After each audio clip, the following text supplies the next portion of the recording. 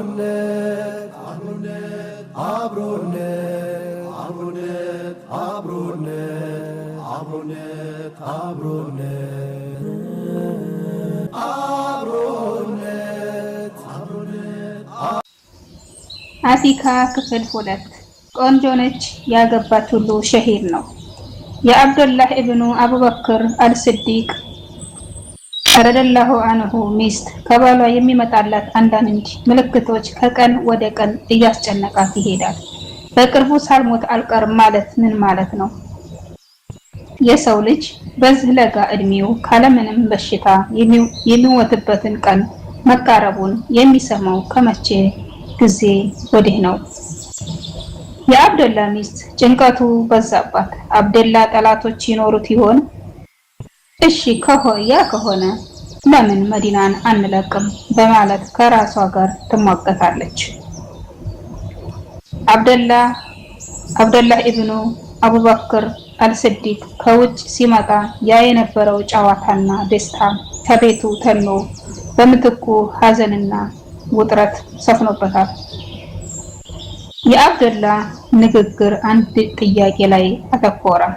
ሀቢብቲ ከሞት በኋላ ሌላ ባል ታገቢያለሽን?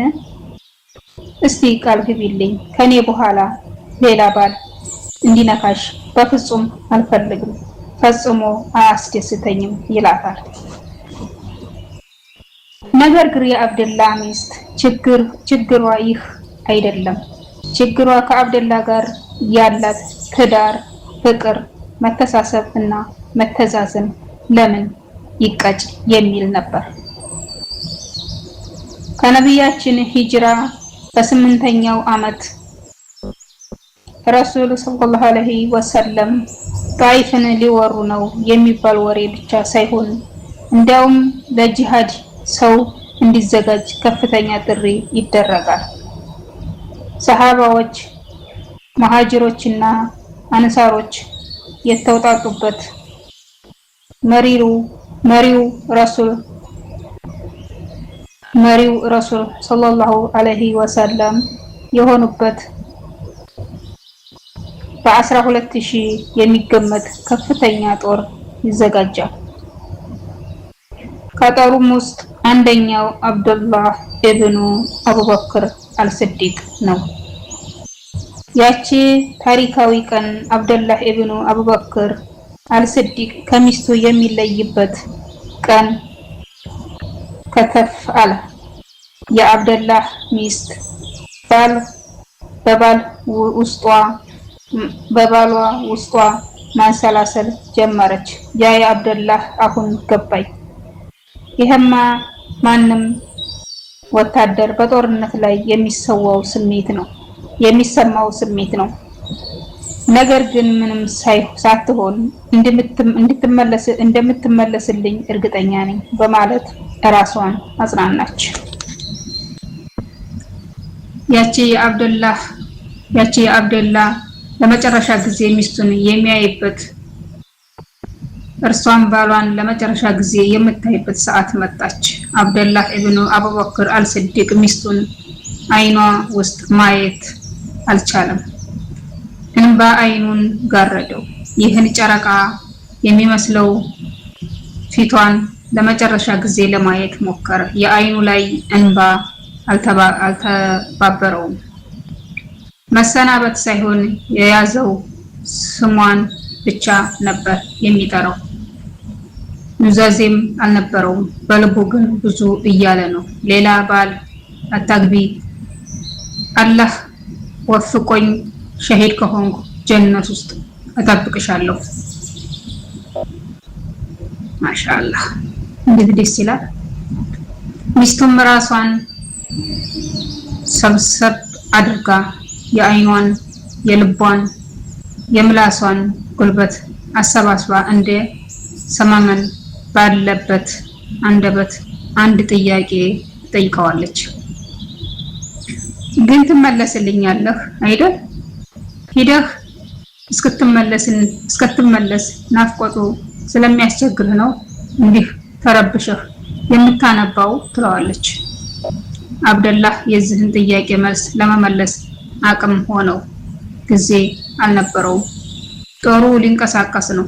አብደላህ ሚስቱ ላይ ተጠምጥሞ ለመጨረሻ ጊዜ የሚስቱ ቃና በአፍንጫው ገብቶ ያችን አስቸጋሪ ጊዜ ለማምለጥ ሚስቱ በቆመችበት ጥሏት እየሮጠ ቤቱን ለቆ ይወጣል።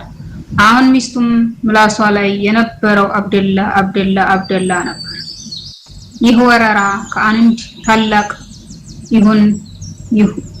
ታላቅ ሁነይን ከሚባል ወረራ በኋላ ወዲያው የመጣ ጦርነት ሲሆን ሰቂፍ የሚባለው ጎሳ አደብ ለማስያዝ ነበር።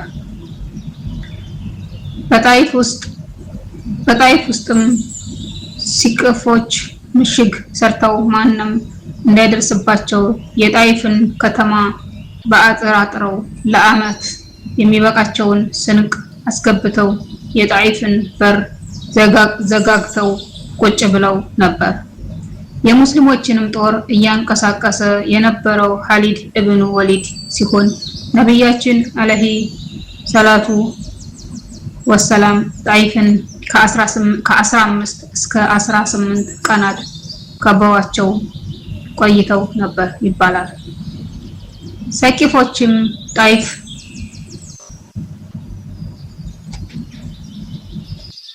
መከበቧን አይተው ከአጥሩ በስተጀርባ ሆነው ሙስሊሞች ላይ ወስፈንጠር ያዘንቡባቸው ነበር። አቡ መሐጀን አልሰቂፍ የሚባለው የሰቂፎች ታዋቂ ወታደር ከአጥሩ በስተጀርባ አነጣጥሮ አብደላን ያገኘዋል። አብደላ ከቁስሉ ክፋት የተነሳ ደሙ መፍሰስ ጀምሮ አልቆም ይላል።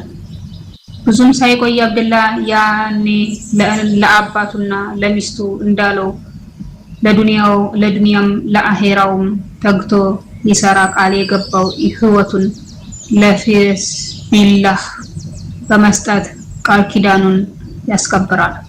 አባቱም አቡበክር አልስዲቅ ረዲየላሁ ዐንሁ በልጃቸው አብደላ መሞት ቢያዝኑም የሞተው ሞት ሸሂድ መሆኑ አጽናንቷቸዋል።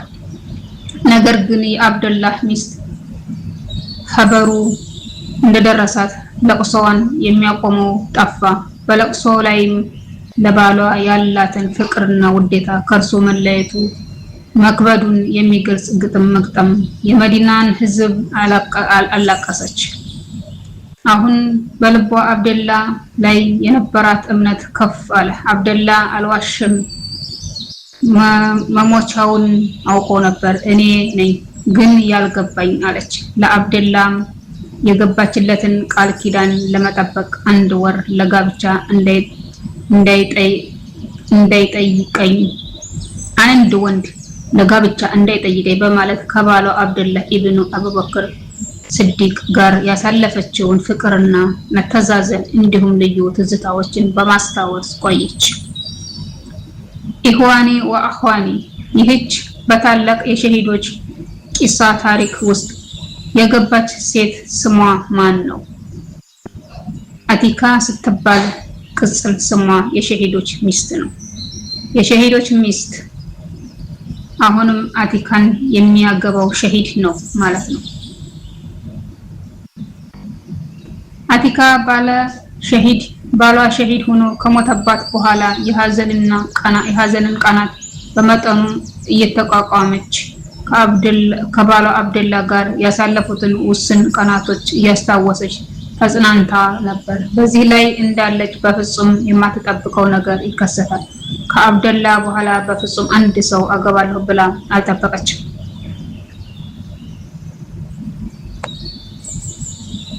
ነገር ግን ለትዳር መፈለጓ ብቻ ሳይሆን የፈለጋትንም ሰው ስታውቅ በጣም አስደነገጣት።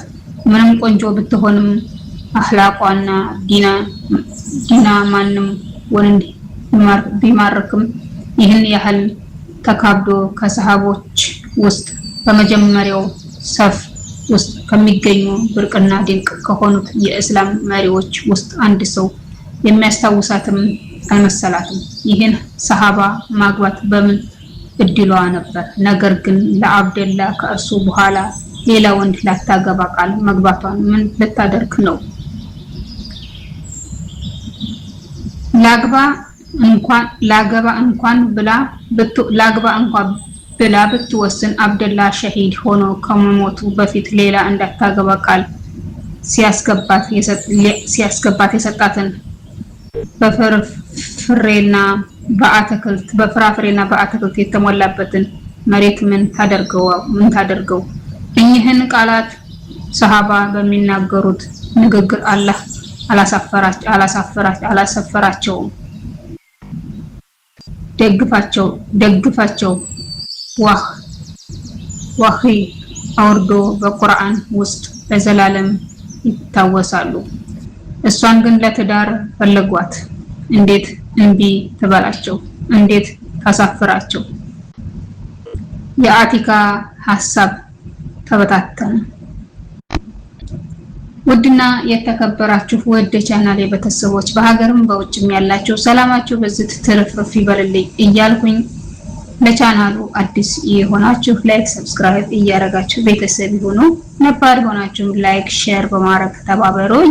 እንግዲህ አቲካ የሚለው ታሪክ ክፍል 2 ይሄንን ይመስላል። ክፍል 3 በቀጣይ ክፍል ይቀጥላል። እስከዛው ድረስ ሁላችሁም በያላችሁበት ያላህ ሰላምና አዝነት አይለያችሁ እያልኩኝ በዚሁ ሰነባበታለሁ። መልካም ጊዜ ለሁላችሁ።